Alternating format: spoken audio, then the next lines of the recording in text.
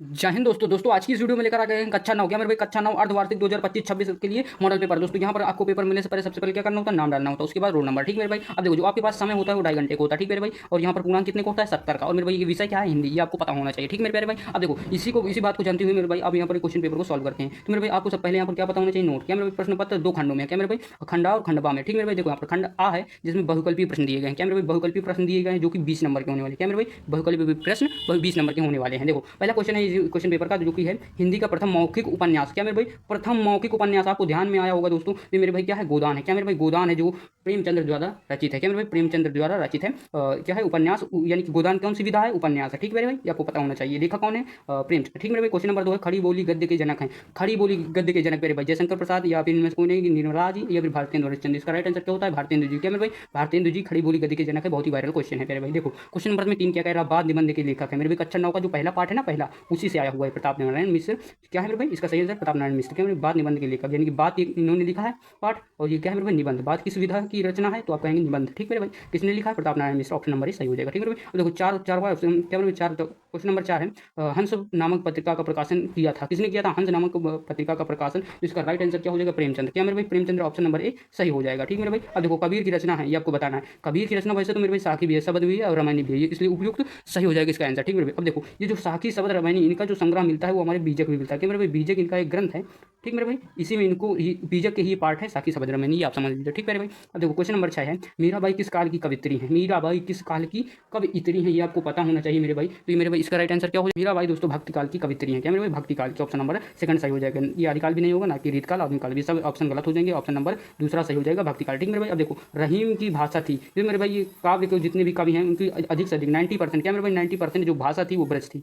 ठीक मेरे भाई, तो ऑप्शन अगर आपको तुक्का भी मारना है तो ब्रज ही मारिएगा यदि कोई काव्य का कवि है। ठीक मेरे भाई, अब देखो क्वेश्चन नंबर 8 है हिंदी का प्रथम कवि है। हिंदी का प्रथम कवि मेरे भाई कक्षा 9 के लिए बहुत इंपॉर्टेंट होता है, और ये 10 में भी आ सकता है, ठीक 10th में भी आ सकता है। देखो क्वेश्चन इसका आंसर क्या हो जाएगा, सराहपा हिंदी का प्रथम कवि है। ठीक सराहपा इसका सही आंसर होगा। ठीक मेरे भाई, देखो क्वेश्चन नंबर 9 है, और यहाँ पर गुरु नानक देव निबंध के लेखक हैं। गुरु नानक देव मेरे भाई क्या है, हजारी प्रसाद द्विवेदी। ठीक मेरे भाई हजारी प्रसाद द्विवेदी ने क्या लिखा, गुरु नानक देव, ये निबंध है मेरे भाई, इसको किसने लिखा, हजारी प्रसाद द्विवेदी, यानी कि ऑप्शन नंबर सेकंड सही हो जाएगा। देखिए दोस्तों नेक्स्ट पेज, क्या मेरे भाई नेक्स्ट पेज में यहाँ पर दिया हुआ है क्वेश्चन नंबर 10 है। क्या मेरे भाई क्वेश्चन नंबर 10 यहाँ पर दिया हुआ क्वेश्चन नंबर 10 दीपदान एकांकी में पात्रों की संख्या पूछी गई है। क्या मेरे भाई दीपदान एकांकी में पात्रों की संख्या पूछी गई है, तो इसमें मैंने शोरूम दोस्तों क्या होगा, तो आप देख लीजिएगा अपना कौन सा सही होगा। जिसको क्वेश्चन नंबर 11 देखिए, छायावाद युग के प्रवर्तक है। छायावाद युग के प्रवर्तक आपको किसको कह सकते हैं मेरे भाई, तो ये मैथिली शरण गुप्त हो जाएंगे। क्या मेरे भाई मैथिली शरण गुप्त हैं, जो कि ऑप्शन नंबर दूसरा सही हो जाएगा। ठीक मेरे भारतेंदु की रचना है मेरे भाई, तो इसमें भारतेंदु जी की कौन सी रचना है आपको बताना है मेरे भाई। क्या मेरे भाई भारतेंदु की क्या मेरे भाई रचना, तो उर्वशी हो जाएगा। क्या मेरे ऑप्शन नंबर 2 इसका सही हो जाएगा। ठीक अब देखो यहाँ पर बहुत से लड़के जो होते हैं वो भारत दुर्दशा देखकर इन्हीं के नाम से रिलेटेड इसको टिक कर देंगे, लेकिन ये गलत है, उर्वशी इसकी सही रचना हो जाएगी। ठीक भारतेंदु जी की।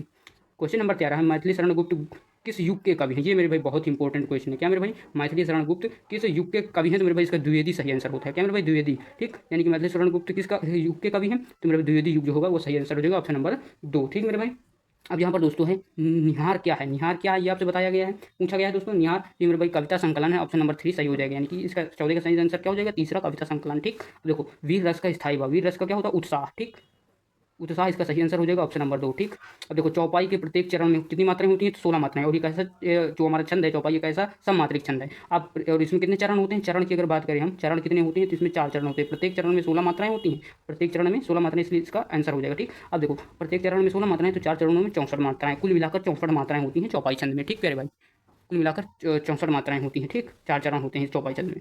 जेठ का तत्सम होगा, क्या मेरे भाई जेठ का तत्सम है, जेठ का तत्सम क्या हो जाएगा, ज्येष्ठ हो जाएगा। क्या मेरे भाई ऑप्शन नंबर ही सही हो जाएगा। ठीक तरण तनुजा तट तमाल तरुवर बहुछाई अलंकार है, तो इसमें मेरे भाई क्या हो जाएगा, ता वर्ण की बार बार आवृत्ति हो रही है। ठीक तो यहाँ पर क्या हो जाएगा, अनुप्रास। क्या मेरे भाई अनुप्रास इसका सही आंसर हो जाएगा। क्वेश्चन नंबर 19 है हर्ष का विलोम क्या होता है, ये मेरे भाई आपसे पूछा गया। क्या मेरे भाई हर्ष का विलोम, तो विषाद हो जाएगा। क्या मेरे भाई विषाद, यानी ग्रह सदन गेह पर्यायवाची किसके, तो घर के पर्यायवाची। Question number 20। अब यहाँ से दोस्तों आपको एमसीक्यू क्वेश्चन आपके खत्म होते हैं। क्या एमसीक्यू क्वेश्चन आपके खत्म होते हैं। अब देखो पैसेज वाले क्वेश्चन में आते हैं। यहाँ पर दोस्तों आपको पैसे दिए जाएंगे क्वेश्चन नंबर 21 में, निम्नलिखित गद्यांश पर आधारित प्रश्नों के उत्तर देना। ठीक है भाई, जैसे यहाँ पर का नंबर में है, यहाँ पर एक पैसे दिया है जो कि है गद्य का। क्या है, यदि हम वैद्य होते होते तो कफ कफ और पित्त की सहवर्ती बात की व्याख्या करते तथा भूगोलवेत्ता होते तो किसी देश के जलवात का वर्णन करते, किंतु दोनों विषयों में से हमें एक बात कहने का प्रयोजन नहीं है। ठीक मेरे भाई, तो यहाँ पर से आप इस पैसेज को पढ़ने से आपको क्या मिलेगा, पाठ पता चलेगा, किस पाठ के है, लेखक आपको पता चलेंगे किस किस लेखक ने इसको लिखा है। तो आप यहाँ पर बात देख रहे हैं तो आप समझ जाएंगे कि जो है ये पाठ है ये बात नामक पाठ का है। क्या मेरे भाई, बात नामक पाठ का है। ठीक, लेखक है और मिश्र जी, प्रताप नारायण मिश्र। ठीक मेरे भाई, ये आपको पता चल गया। तो यहाँ पर से आपको क्या कहना है, फर्स्ट पहला क्वेश्चन इससे रिलेटेड क्या है, पैसे से उपयुक्त गद्यांश का शीर्षक लिखिए। मेरे भाई संदर्भ लिखना है। ठीक,